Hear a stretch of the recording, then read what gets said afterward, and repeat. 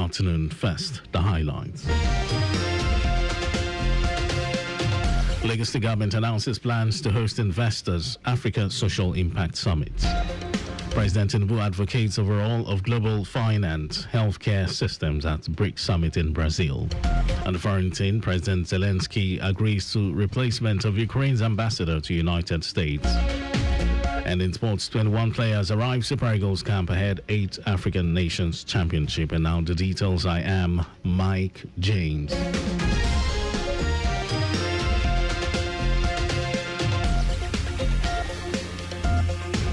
Lagos government has announced plans to host the Lagos Investors Summit 2.0 and Africa Social Impact Summit 2025.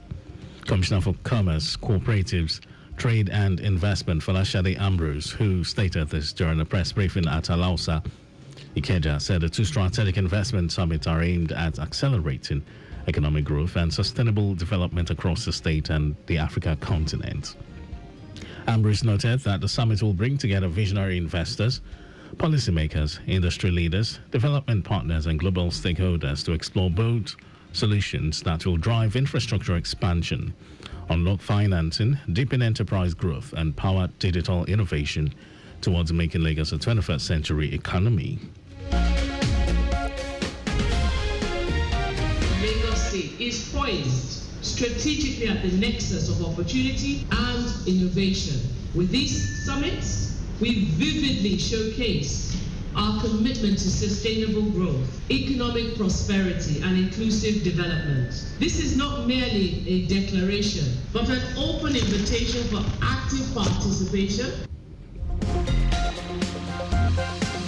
In her remarks, Special Advisor to the Governor on Sustainable Development Goals, SDGs, Oreoluwa Fini, emphasized the need for collaborations among government, private sector and development partners, which affirm the goals 17 of the SDGs, representing a bold step towards sustainable growth and long-term prosperity for Lagos and Africa at large. The state government's partner from the private sector, Chief Executive Officer, Sterling Foundation, Olakpeju Ibekwe, commended Lagos for being the best investment destination and innovation hub in Africa. Is to attract impact investment into viable and scalable solutions on the continent of Africa. And finally, it seeks to advocate for the right policies to ensure the investments continue staying and growing on the continent. We are glad to confirm that this platform has so far unlocked over $100 million.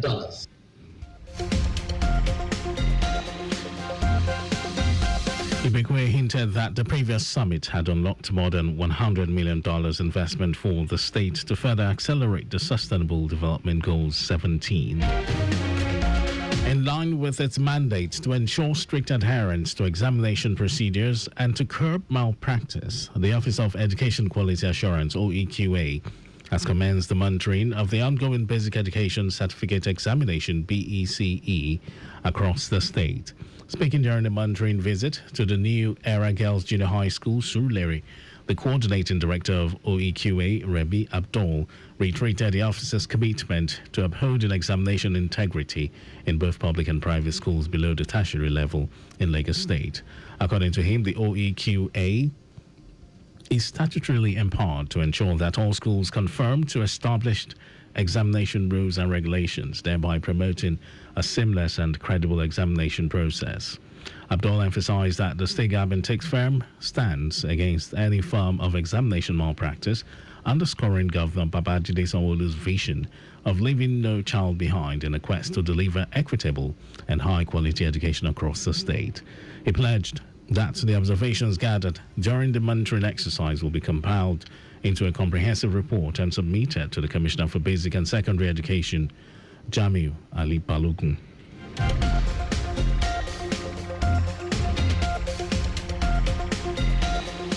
In a bid to foster stronger bonds and enhance productivity within the finance family, Commissioner for Finance Abayomi Oluyomi has hosted a special hangout tagged "Thank God It's Friday" for staff of the Ministry of Finance and its affiliated agencies.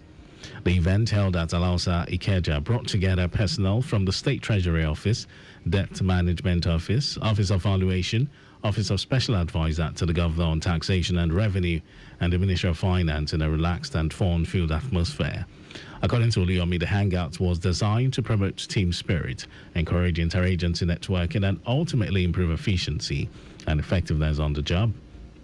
On his part, Special Advisor to the Governor on Taxation and Revenue, Abdul Kabir Ogungbo, commended the Commissioner for the thoughtful initiative, describing it as a positive way to bond beyond the office walls. Also, the Permanent Secretary of the Ministry of Finance, Mahmood Tajuddin, who said the hangout aims to foster collaboration and cooperation amongst the workers for the success of the ministry, charged staff to see themselves as one big family.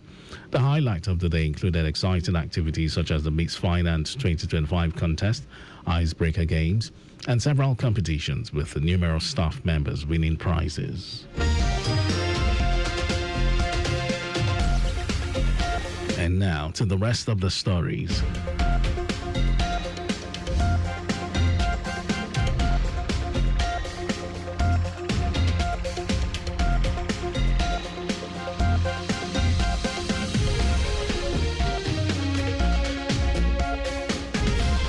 President Bola Tinubu has made a strong case for the restructuring of global governance, financial, and healthcare system.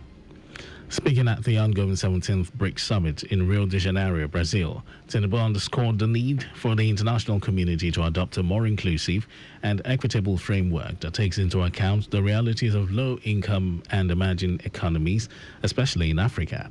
He said the existing global institutions and economic architecture are outdated, disproportionate, and disadvantageous to nations in the global south. The president emphasized the urgent need to address pressing global issues such as environmental degradation, the climate crisis, and growing inequalities in healthcare, all of which, he said, continue to impede development and prosperity across Africa. He reiterated his administration's commitment to climate action, renewable energy, urban resilience, and universal health coverage, aligning with Nigeria's Vision 2050 and its nationally determined contributions on the Global Climate Agreement.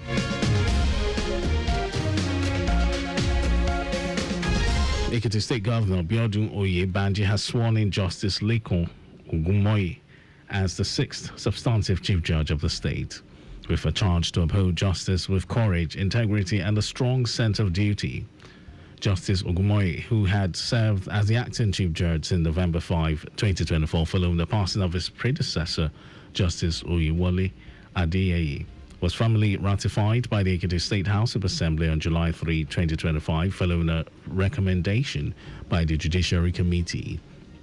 Speaking while performing the swearing-in at the conference hall of the governor's office in Ado-Ekiti, Governor Oyebanji described the judiciary as the last hope of the common man, affirmed that his administration will continue to support the judiciary by prioritizing the welfare of its members and giving the judge all the needed support to carry out his duties diligently.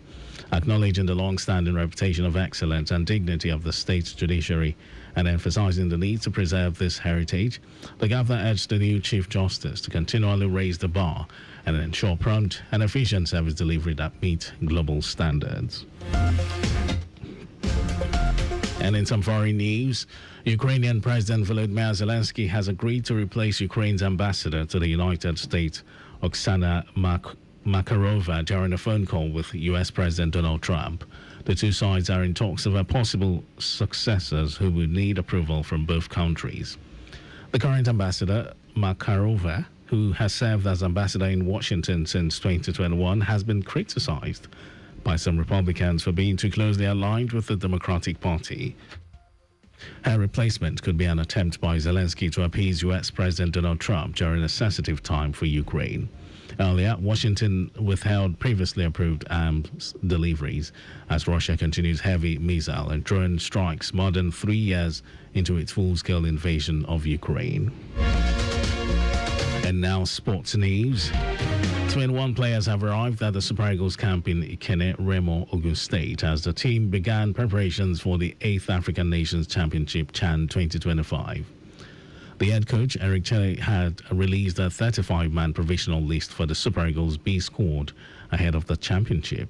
Super Eagles media officer Promise Efoge gave the confirmation that the Chan Eagles camp opened on Monday at the Remo Stars Sports Institute with 21 players participating in the team's first training session. Meanwhile, Nigeria Chan runners-up in 2018 are placed in Group D of the 19-nation competition. And that was our news at noon. Just before we go, stay alive. Makers of pedestrian bridges where available. You can follow us and like all our various social media platforms: X, Traffic Radio 961, Facebook, Lagos Traffic Radio 96.1 FM, Instagram, Lagos Traffic Radio 961. Subscribe and watch our news and programs live on YouTube, Traffic Radio 961. Visit our website www.trafficradio961.ng, and you can also listen to Lagos Traffic Radio live on my Lagos app for timely updates. Did you know that the Sanwo-Olu administration supported 3,673 businesses with 1.156 billion naira and a plethora of interventions, including grants, mentorship, business advisory, and capacity building, as well as market access opportunities? Well, you can always get more details on the Lagos State Government website. And to end the news, here are the highlights of the major stories.